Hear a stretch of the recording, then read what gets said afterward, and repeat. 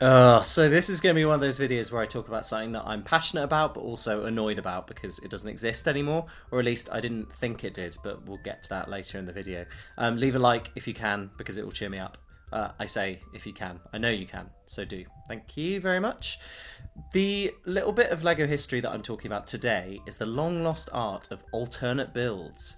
LEGO as a product has always existed to be built in two different ways. The first, which is pre-described by an instruction manual, and the second is all of the other ways that you can come up using your imagination. There was a point in LEGO's history around the late 70s, early 80s, where the company decided to steer straight into this second style of building and help out customers by supplying them with extra ideas which they could build with the kit that they just brought. And lo, alternate builds were born. Now, most of the time, alternate builds appear on the back of boxes, which is why I personally try and collect the boxes of all the sets that I have to see what was offered up by LEGO. My favourite one that I've come across is this hot tub build from 1998's Sphinx Secret Surprise set from the Adventurers theme. It really showcases the bizarre nature of alternate builds and displays how designers were really able to let their imaginations run wild. If you're interested in seeing more alternate builds, by the way, I made a few videos where I tried to build them from old sets. That said, those were much worse produced than my current videos, but if you could put up with them, then I'll leave a playlist at the end of the video.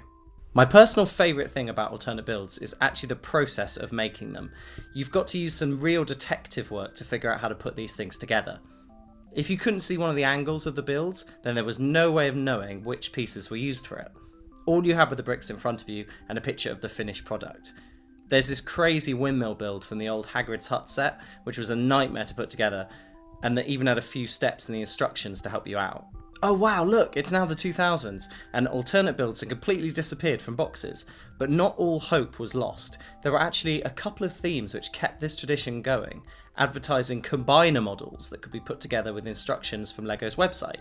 Two particular themes that stand out are Power Miners and Exoforce, and I have a couple of alternate builds from those themes here. It's clear to see that these builds are a lot more, let's say, practical than some of the back-of-the-box builds from the 90s. The first, Mountain Warrior, made up of the Exoforce set Stealth Hunter and Grand Titan, takes design elements from the other two models, such as the two sticking up wings present in both this model and Hikiru's original mech. You could definitely see this kind of vehicle fighting alongside the heroes to help defeat an army of mechanical robots.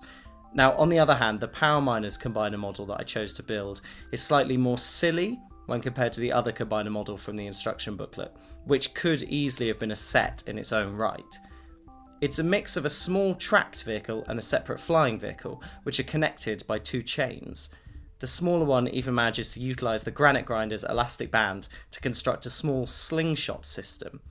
Credit should definitely be given to the designers for being able to create combiner models that actually look like they could exist in the universe. And I also wanted to add that official alternate builds were also included on top of the combiner models for the Exoforce theme, which is truly an incredible feat. So when did alternate builds stop existing? Well, around the mid to late 2000s, LEGO began to phase out alternate builds, saving them for only specific themes like the two I've just mentioned. There's no official reason for this, but it is theorised that because pieces were becoming more specialised or juniorised, they couldn't be used in many alternate ways. Around that time, many bricks became set or theme exclusive and were made for specific purposes, making it harder for alternate builds to exist. Now, I mentioned up top that there might be some hope for alternate builds in the future. This comes in the form of the recent Dreams theme, which has just been released this year. These sets come with different instruction paths in their booklets, which can lead you to build a few different models after having created a backbone from the first half of the instructions. This doesn't really, in my view, count as a set of alternate builds, as the build pattern is baked into the set itself. You don't really have the option to ignore this. It's not an alternative, but it is instead the way that the set has to be built, albeit with a bit more flexibility. This is somewhat similar to the mission sets that came out last year, which lead builders down different paths to create different models one by one. So where does LEGO go from here? Well, it's clear that the company is having a bit of an identity crisis with their design philosophy, as blatantly seen in their new terrible instruction booklets. So I'd be all for a revamp of the alternate build system. It would be amazing to see them back on the box, in plain view of potential buyers. Of course, alternate builds live on in the LEGO 3-in-1 creator line, where full instructions are supplied for all the builds. But where's the fun in that? I want to make a stupid little glider out of a car and build it all wrong because I can't see the picture properly, and then make a badly lit and poorly edited YouTube video about it. What's wrong with that? Look, knowing that several different models could be made out of every set added so much value to LEGO and did a good job in tiding you over until you had enough money to buy whatever the next bland grey Star Wars set was. But that's it for now. Thank you so much for stopping by. Leave a like if you got this far, it really helps me out.